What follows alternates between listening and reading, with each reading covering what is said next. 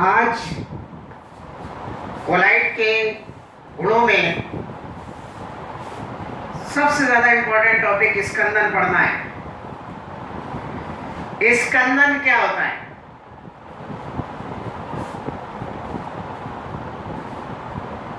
याद रखना भाई, स्कंदन होता है कोलाइडी विलयन को अवक्षेप में परिवर्तित करना स्कंदन कहलाता है। कोलाइडी विलयन को अवक्षेप में परिवर्तित करना स्कंदन कहलाता है। कोई भी जो कोलाइडी विलयन है, ये कोलाइडी विलयन, इसमें ये कोलाइडी कण, इनको अवक्षेप के रूप में, अवक्षेप ये जो दही जैसा पदार्थ होता है, ये सारे कोलाइडी कण छोटे छोटे परस्पर संयुक्त होकर बड़े कणों में परिवर्तित हो जाते हैं, ये कहलाता है अवक्षेप। तो स्कंदन किसे कहते हैं? आपके समझ में आ गया कि कोलाइडी विलयन को अवक्षेप में परिवर्तित करने की प्रक्रिया को स्कंदन कहते हैं। समझ में आई? तो स्कंदन किसे कहते हैं? कोलाइडी विलयन को अवक्षेप में परिवर्तित करने की प्रक्रिया को स्कंदन कहते हैं। अब सवाल ये उठता है कि इस कोलाइडी विलयन को अवक्षेप में हम किस तरह से परिवर्तित कर सकते हैं?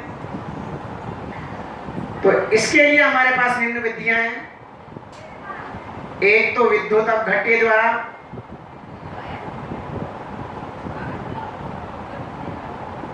स्कंदन, एक करेंगे हम वैद्युत कण संचलन द्वारा,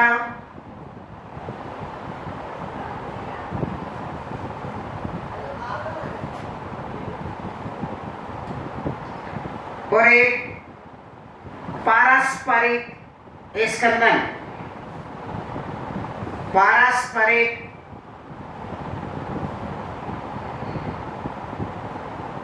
विधि द्वारा। पारस्परिक यानी कि दो विपरीत आवेशित कोलाइडी विलयनों को मिलाकर।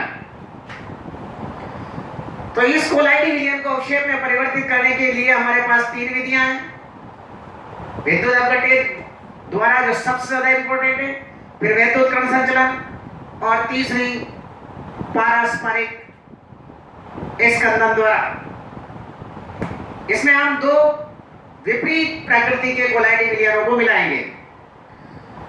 तो कोलाइड स्कंदन किसे कहते हैं? ये तो समझ में आ गया होगा आपके कि कोलाइडी विलयन को अवक्षेप में परिवर्तित करना स्कंदन कहलाता है। और इस कोलाइडी विलयन को अवक्षेप में परिवर्तित करने के लिए हमारे पास तीन प्रोसेस हैं। एक तो विद्युत अपघट्य द्वारा, विद्युत कण संचलन द्वारा, और पारस्परिक स्कंदन द्वारा। पहला पढ़ने जा रहे हैं हम विद्युत अपघट्य द्वारा। इसको समझें। नंबर एक, विद्युत अपघट्य द्वारा स्कंदन। देखिए, अपने को मालूम है कि कोलाइडी विलयनों पर या तो धनावेश होता है या ऋणावेश होता है, और किसी एक प्रकार के कोलाइडी विलयन में सभी कोलाइडी कणों पर एक ही प्रकार का आवेश होगा, या तो धनावेश होगा या उस पर ऋणावेश होगा, या तो धनावेश होगा या उस पर क्या होगा? ऋणावेश होगा। जैसे मान लीजिए ये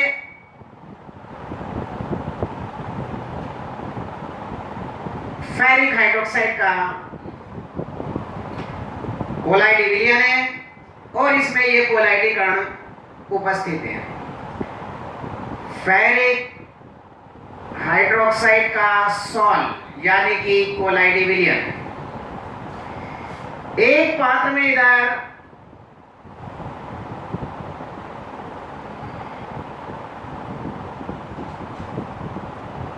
ये है आर्सेनिक सल्फाइड का कोलाइडी विलयन और इसमें उपस्थित ये कोलाइडी कण आर्सेनिक सल्फाइड का सॉल्ट यानी कि कोलाइडी कण। अपने को मालूम है कि फेरिक हाइड्रोक्साइड के कोलाइडी कणों पर कौन सा आवेश होता है भाई? धनावेश होता है। और आर्सेनिक सल्फाइड के कोलाइडी कणों पर कौन सा आवेश होता है? ऋणावेश होता है। कैसे आता है ये अपन पढ़ चुके हैं। सुनिएगा, सवाल ये उठता है कि विद्युत अपघट्य डालने पर इनका अवक्षेपण यानी कि अवक्षेप में कैसे परिवर्तित हो जाते हैं, यही समझना है। देखिए, मान लीजिए हमने एक विद्युत अपघट्य लिया है ए बी। ये क्या है? विद्युत अपघट्य। जब हम इसको इसके अंदर या इसके अंदर डालेंगे तो इसमें ए प्लस बी माइनस ये धनायन और ये ऋणायन में वियोजित हो जाएगा। अब क्या करेगा ये? अगर कोलाइडी विलयन पर धनावेश है तो विद्युत अपघट्य का ऋणायन सक्रिय आयन होगा। कौन सा आयन होगा ये? सक्रिय आयन। सक्रिय। और ये कोलाइडी कणों पर उपस्थित जो धनावेश है, इन कोलाइडी कणों पर उपस्थित धनावेश को नष्ट कर देगा। ये नेगेटिव, ये पॉजिटिव, इसको नष्ट कर देगा, जिससे कोलाइडी कणों पर उपस्थित आवेश समाप्त हो जाएंगे। इसलिए इन कणों के मध्य प्रतिकर्षण भी समाप्त हो जाएगा। फलस्वरूप ये छोटे छोटे कोलाइडी कण परस्पर संयुक्त होकर बड़े हो जाएंगे और गुरुत्वाकर्षण के कारण इस पात्र के पैने में अवक्षेप के रूप में बैठ जाएंगे। तो ये फेरिक हाइड्रोक्साइड का कोलाइडी विलयन, कोलाइडी कण काय में परिवर्तित हो गए भाई? अवक्षेप में परिवर्तित हो गए। अगर कोलाइडी विलयन पर ऋणावेश है, कोलाइडी विलयन के कणों पर ऋणावेश है, तो विद्युत अपघट्य का सक्रिय आयन कौन सा हो जाएगा? ए प्लस। सक्रिय। और इसमें सक्रिय आयन कौन सा था? तो इसके लिए सक्रिय आयन कौन काम करेगा भाई? क्योंकि इस पर ऋणावेश है। तो विद्युत अपघट्य का जो धनायन है वही आर्सेनिक सल्फाइड के कोलाइडी कणों पर उपस्थित ऋणावेश को समाप्त कर देगा, नष्ट कर देगा इस पर उपस्थित आवेश को, जिससे ही आर्सेनिक सल्फाइड के छोटे छोटे कोलाइडी कणों पर उपस्थित जो आवेश था वो समाप्त हो जाएगा। फलस्वरूप इनके मध्य प्रतिकर्षण समाप्त हो जाएगा, जिससे ये छोटे छोटे कण परस्पर संयुक्त होकर अवक्षेप के रूप में नीचे बैठ जाएंगे। इस प्रकार हमने देखा धनावेशित कोलाइडी कणों का स्कंदन किस प्रकार से हुआ और ऋणावेशित कोलाइडी कणों का स्कंदन भी किस प्रकार से हुआ। तो अब यहां आपके समझ में आ गया होगा, अगर धनावेश से यदि कोलाइडी कणों पर धनावेश है तो विद्युत अपघट्य का ऋणायन सक्रिय आयन का कार्य करेगा, और यदि कोलाइडी कणों पर ऋणावेश है तो विद्युत अपघट्य का धनायन सक्रिय आयन का कार्य करेगा। तो यहां अब अपने को डेफिनेशन अच्छी तरह समझ में आ गई अपने विद्युत अपघट्य द्वारा स्कंदन कैसे होगा। जब किसी कोलाइडी विलयन में क्या जब किसी कोलाइडी विलयन में किसी विद्युत अपघट्य को मिलाया जाता है तो विद्युत अपघट्य का विपरीत आयन कोलाइडी कणों पर उपस्थित आवेश को नष्ट कर देता है, जिससे इन कोलाइडी कणों पर उपस्थित आवेश समाप्त हो जाता है। फलस्वरूप ये छोटे छोटे कोलाइडी कण परस्पर संयुक्त होकर बड़े हो जाते हैं और अवक्षेप के रूप में पात्र के पेंदे में क्योंकि बड़े हो गए तो गुरुत्वाकर्षण बल कार्य करेगा और पात्र के पेदे में अवक्षेप के रूप में बैठ जाते हैं। इस प्रकार कोलाइडी विलयन अवक्षेप में परिवर्तित हो जाता है। समझ में आ गई भाई? तो विद्युत अपघट्य द्वारा स्कंदन कैसे होगा कि जब किसी कोलाइडी विलयन में विद्युत अपघट्य उचित मात्रा में डाला जाता है तो विद्युत अपघट्य का विपरीत आयन जो सक्रिय आयन कहलाएगा, विपरीत आयन कोलाइडी कणों पर उपस्थित आवेश को नष्ट कर देता है, जिससे कोलाइडी कणों पर उपस्थित आवेश समाप्त हो जाता है। फलस्वरूप छोटे छोटे कोलाइडी कण परस्पर संयुक्त होकर बड़े हो जाते हैं और गुरुत्वाकर्षण के कारण अवक्षेप के रूप में पात्र के पेदे में बैठ जाते हैं। यह प्रक्रिया कहलाई आपकी स्कंदन। क्लियर? अब यहां एक बात और हमें देखना है, विद्युत अपघट्य स्कंदन द्वारा, विद्युत अपघट्य द्वारा जो स्कंदन होगा यह द्रवस्नेही और द्रवरोधी दोनों कोलाइडों में किस प्रकार से होगा, इस चीज को हमें समझना है। क्योंकि अपने को याद है कोलाइडी विलयन दो प्रकार के होते हैं, एक तो द्रव स्नेही कोलाइड और दूसरा द्रव विरोधी कोलाइड्स। तो यहां हम देखेंगे नंबर ए, विद्युत अपघट्य द्वारा, विद्युत अपघट्य द्वारा द्रव विरोधी कोलाइडी विलयनों का स्कंदन। ठीक?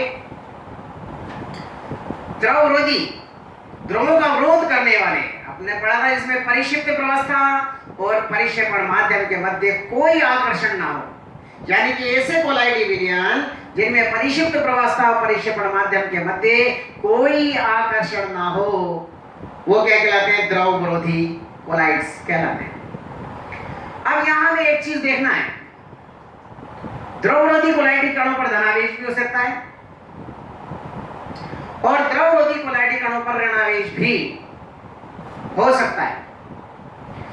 तो देखिए ये एक पात्र है जिसमें द्रव विरोधी, द्रव विरोधी सॉल मौजूद है। ठीक है? इन द्रव, इस द्रव विरोधी जो सॉल है, इनके कोलाइडी कणों पर मान लीजिए धनावेश है, ये plus plus plus plus plus धनावेश उपस्थित है। ठीक है?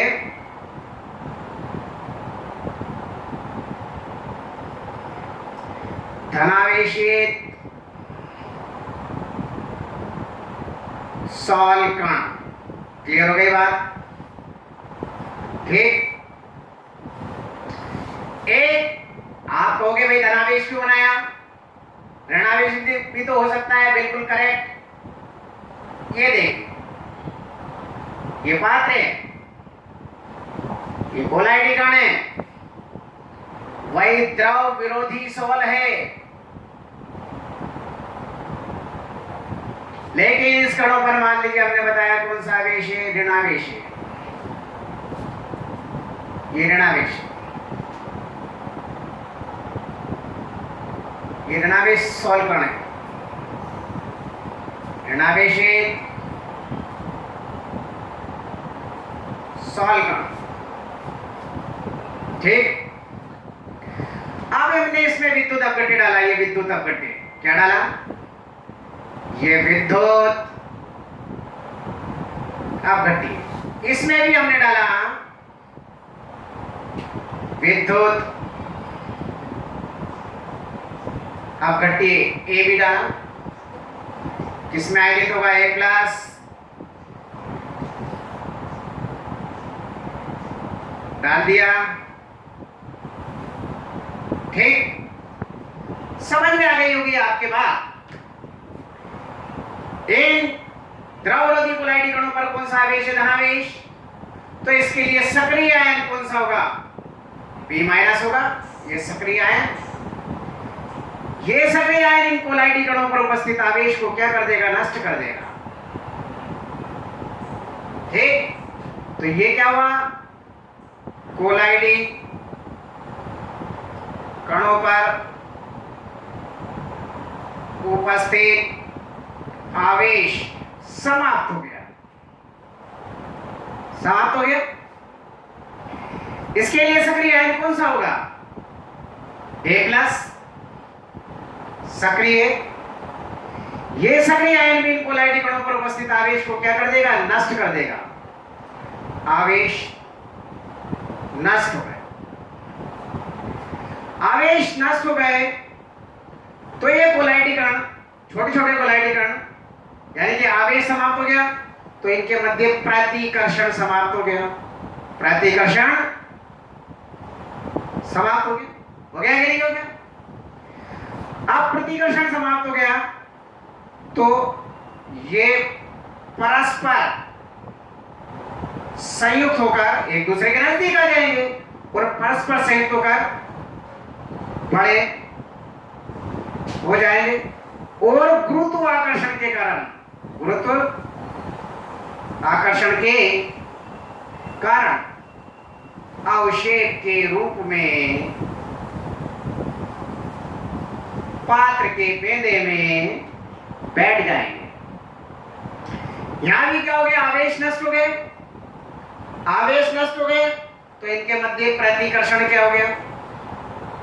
प्रतिकर्षण समाप्त हो गया। प्रतिकर्षण समाप्त हो गया तो ये परस्पर संयुक्त होकर बड़े हो जाते हैं और गुरुत्व आकर्षण के कारण पात्र के पेंदे में अवक्षेप के रूप में बैठ जाते हैं। यह बड़ा बनने इसके अंदर का पूरा प्रोसेस, ये कौन सा? द्रवरोधी कोलाइडी विलयनों का स्कंदन किस प्रकार से होगा? तो सुनिए, जब किसी द्रवरोधी कोलाइडी विलयन में विद्युत अपघट्य को डाला जाता है तो विद्युत अपघट्य का विपरीत आयन इन कोलाइडी कणों पर उपस्थित आवेश को नष्ट कर देते हैं। हो गया नष्ट, जिससे इन कणों के मध्य प्रतिकर्षण समाप्त हो जाता है। फलस्वरूप ये छोटे छोटे कोलाइडल कण परस्पर संयुक्त होकर बड़े हो जाते हैं और गुरुत्वाकर्षण के कारण पात्र के पेंदे में अवक्षेप के रूप में बैठ जाते हैं। समझ में आ गई होगी अच्छी तरह से? यह प्रक्रिया बनने पड़ी द्रव विरोधी कोलाइडी विलयनों का स्कंदन। लेकिन द्रव स्नेही जो कोलाइडी विलयन है, द्रव स्नेही बी, ये तो ये हो गया द्रव विरोधी का बी। द्रव स्नेही कोलाइडी विलयनों का स्कंदन किस प्रकार से होगा? तो सुन लें, द्रव स्नेही जो कोलाइडी विलयन हैं उनका स्कंदन करने के लिए यदि कोलाइडी विलयन में हम सीधे विद्युत अपघट्य को डाल दें तो उसका स्कंदन नहीं होगा। तो उसका स्कंदन नहीं होगा। क्यों नहीं होगा? क्योंकि नाम से देखिए, द्रव स्नेही यानी कि द्रव से स्नेह करने वाले, अर्थात द्रव स्नेही होने के कारण इन कोलाइडी कणों पर जो धनावेश या जो ऋणावेश होता है, होता क्या है? द्रव स्नेही होने के कारण इसके चारों ओर परिक्षेपण माध्यम की एक परत जम जाती है। द्रव स्नेही होने के कारण एक इसके चारों ओर द्रव स्नेही यानी कि परिक्षेपण माध्यम का एक आवरण बन जाता है। इसलिए इसका स्कंदन करने के लिए पहले हमें इस आवरण को हटाना होगा। इसलिए अगर हम इसमें सीधा विद्युत अपघट्य डाल दें तो इसका स्कंदन नहीं होगा। यानी कि जब किसी द्रवरोधी कोलाइडी विलयन में विद्युत अपघट्य की थोड़ी मात्रा या उचित मात्रा मिला दिया जाए तो उसका स्कंदन नहीं होगा, क्योंकि द्रव स्नेही होने के कारण परिक्षेपण माध्यम के अणु आवेशित कोलाइडी कणों के चारों ओर छा जाते हैं और उसके चारों ओर एक आवरण यानी कि सुरक्षा भित्ति का निर्माण कर देते हैं। इसलिए विद्युत अपघट्य डालने पर उनका स्कंदन नहीं होता है। इसलिए यदि हमें द्रव स्नेही कोलाइडी विलयन का स्कंदन करना हो तो पहले हमें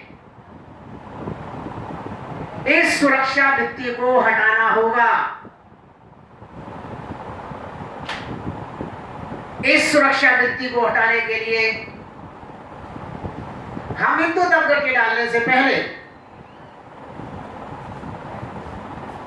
इसमें थोड़ी मात्रा में अल्कोहल या एसीटोन को डाल देते हैं। यह अल्कोहल और एसीटोन इस परिक्षेपण आवरण के चारों ओर जो भित्ति होती है, सुरक्षा भित्ति होती है, उस सुरक्षा भित्ति को नष्ट कर देते हैं।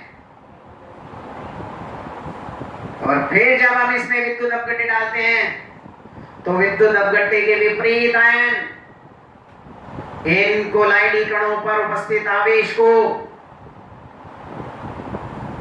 नष्ट कर देते हैं, जिससे इन कोलाइडी कणों पर उपस्थित आवेश समाप्त हो जाता है।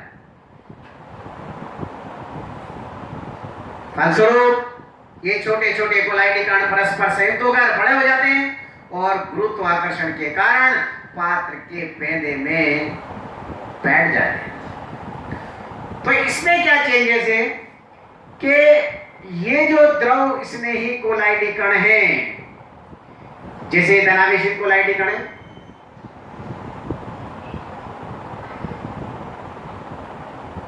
ठीक है, इनके चारों ओर परिक्षेपण माध्यम का एक आवरण होता है, जिसे हम कहते हैं सुरक्षा भित्ति। क्या है ये भाई? सुरक्षा भित्ति। किसके कारण है ये? क्योंकि द्रव स्नेही होने के कारण इन कोलाइडी कणों के चारों ओर द्रव स्नेही यानी कि परिक्षेपण माध्यम का एक आवरण जम जाता है। अगर ऋणावेश भी हो सकता है तो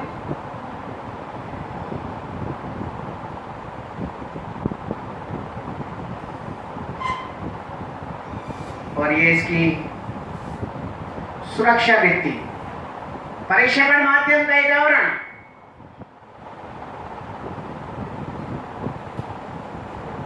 ठीक है, इसका मतलब यह हुआ है कि इसका स्कंदन करने के लिए द्रव स्नेही कोलाइडी विलयनों का स्कंदन करने के लिए पहले हमें इस सुरक्षा भित्ति को हटाना होगा, और इस सुरक्षा भित्ति को हटाने के लिए या तो हम इसमें एल्कोहल डालेंगे या एसीटोन। एल्कोहल या जिससे ये सुरक्षा भित्ति को क्या कर देते हैं? हटा देते हैं।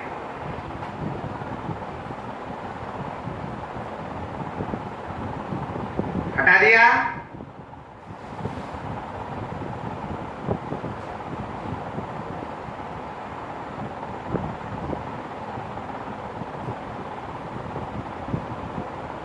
हट गया। अब जब हम इसमें विद्युत अपघट्य डालते हैं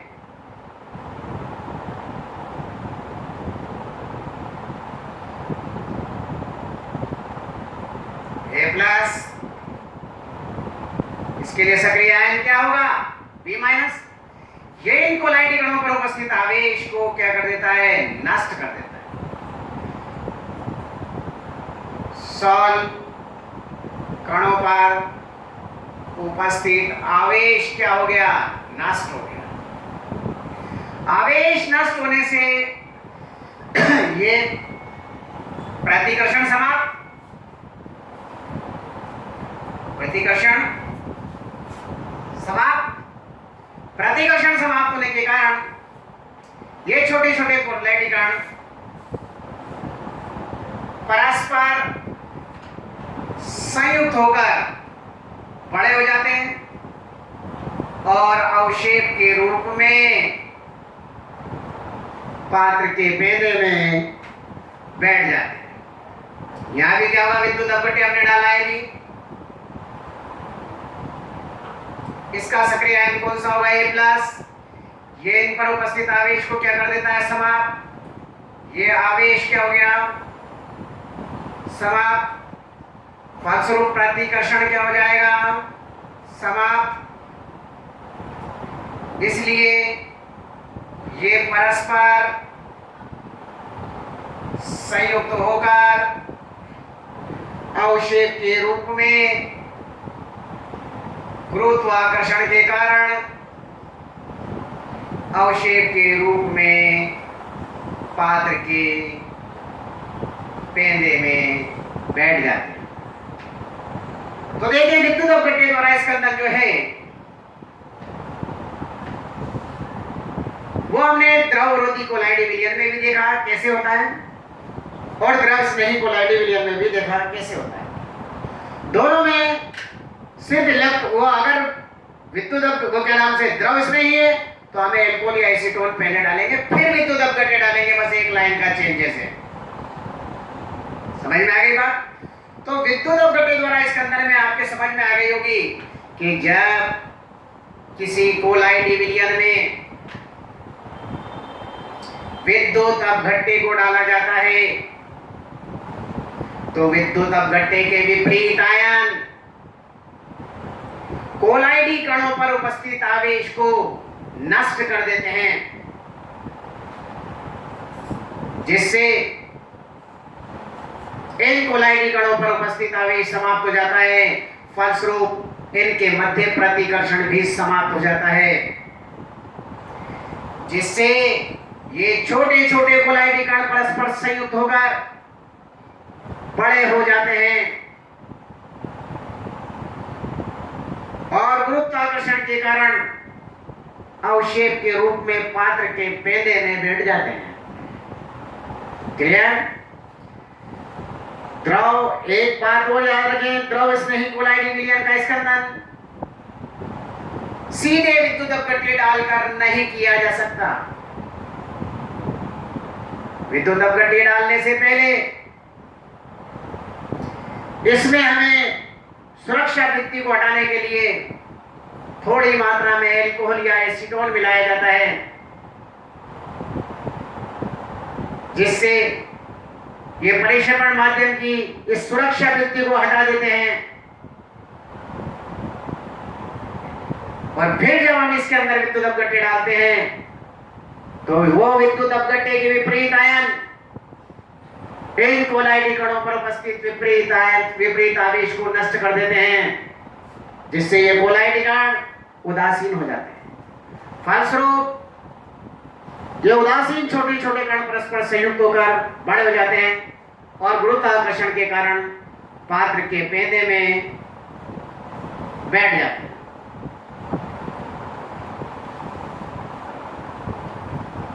इसी विद्युत अपघट्य की स्कंदन प्रक्रिया में एक छोटा सा नियम और आता है, इस पर बोर्ड में क्वेश्चन पूछे जाते हैं। हार्डी एवं शोल्ज का नियम। हार्डी एवं शोल्ज का नियम कहता है कि स्कंदित करने वाले आयन की संयोजकता क्या, स्कंदित करने वाले आयन की संयोजकता जितनी अधिक होगी उसकी कोलाइडी विलयन को अवक्षेप में परिवर्तित करने की क्षमता भी उतनी ही अधिक होगी।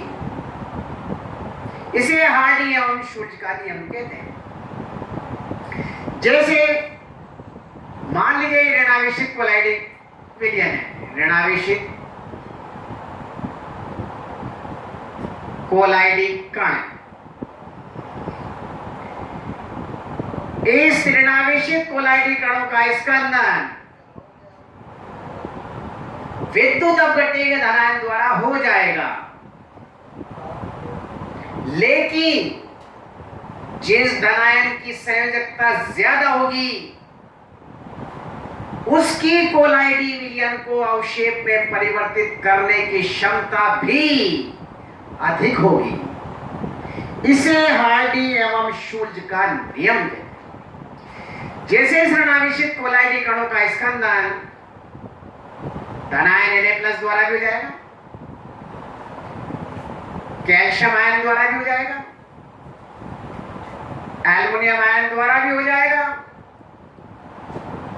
स्टैनिक आयन द्वारा भी हो जाएगा, लेकिन इसकी स्कंदन करने की क्षमता सबसे अधिक किसकी होगी? Sn+4 आयन की होगी। इसे हार्डी एंड शुल्ज का नियम कहते हैं। इसी प्रकार धनावेशित सोल कण का अगर हमें स्कंदन करना है तो इसका स्कंदन Cl आयन द्वारा भी होगा, सल्फेट आयन द्वारा भी होगा, फॉस्फेट आयन द्वारा भी होगा और फेरोसाइनाइड Fe4 फेरोसाइनाइड द्वारा भी होगा। लेकिन इसका स्कंदन सबसे तेजी से कौन करेगा? फेरोसाइनाइड आयन करेगा, क्योंकि इसकी संयोजकता सबसे अधिक है। इसे हमने क्या कहा? हार्डी एंड शुल्ज करके। तो हार्डी एंड शुल्ज ने क्या बताया कि स्कंदित करने वाले आयन की संयोजकता जितनी ज्यादा होगी उसकी कोलाइडी विलयन को अवक्षेप में परिवर्तित करने की क्षमता उतनी ही अधिक होगी। इसे हार्डी एवं शुल्ज का नियम कहते हैं। बात क्लियर हो गई? इस हार्डी एंड शुल्ज के नियम पर आधारित कई क्वेश्चंस आपसे पूछे जाते हैं बोर्ड में। जैसे आपसे कह दिया कि फेरिक हाइड्रोक्साइड का कोलाइडी विलयन है, उसने कहा आपसे ये फेरिक हाइड्रोक्साइड का सॉल है। इस सॉल के स्कंदन करने के लिए barium chloride, sodium phosphate, potassium ferrocyanide,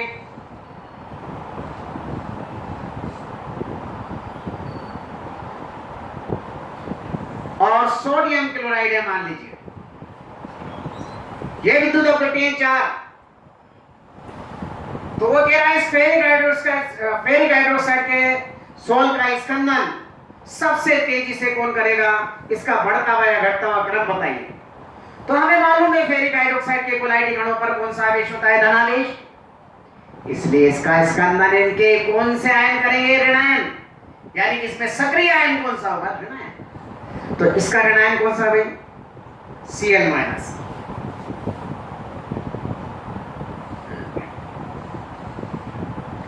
इसका ऋणायन कौन सा है?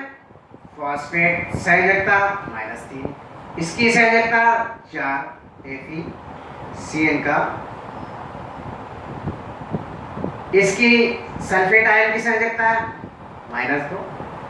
तो आप बताइए सबसे धीमी गति से तो करेगा स्कंदन Cl, फिर करेगा सल्फेट आयन, उससे तेजी से करेगा फॉस्फेट आयन और सबसे तेजी से करेगा फेरोसाइनाइड आयन। इस तरह से आपको क्वेश्चंस पूछे भी जाते हैं कि वो धनावेशित या ऋणावेशित सोल कोलाइडी विलयन आपको दे देगा, कुछ विद्युत अपघट्य दे देगा, उस विद्युत अपघट्य का स्कंदन का क्रम आपसे पूछा जाता है। या तो अगर कोलाइडी, ये याद रखना, अगर कोलाइडी कणों पर धनावेश है तो विद्युत अपघट्य को ऋणायन निकालकर उसकी संयोजकता लिख दीजिए, और अगर कोलाइडी कणों पर धनावेश है तो ऋणायन निकाल लीजिए और अगर कोलाइड कणों परिणाम है तो विद्युत अपघट्य के धनायन पर संयोजकता निकाल लीजिए और उसके क्रम के अनुसार इसको बता दीजिए। मैं समझता हूँ हार्डी एंड शुल्क का नियम भी आपको आ गया होगा। ठीक, नेक्स्ट क्लास में अपन अगला टॉपिक लेंगे। ठीक, ओके।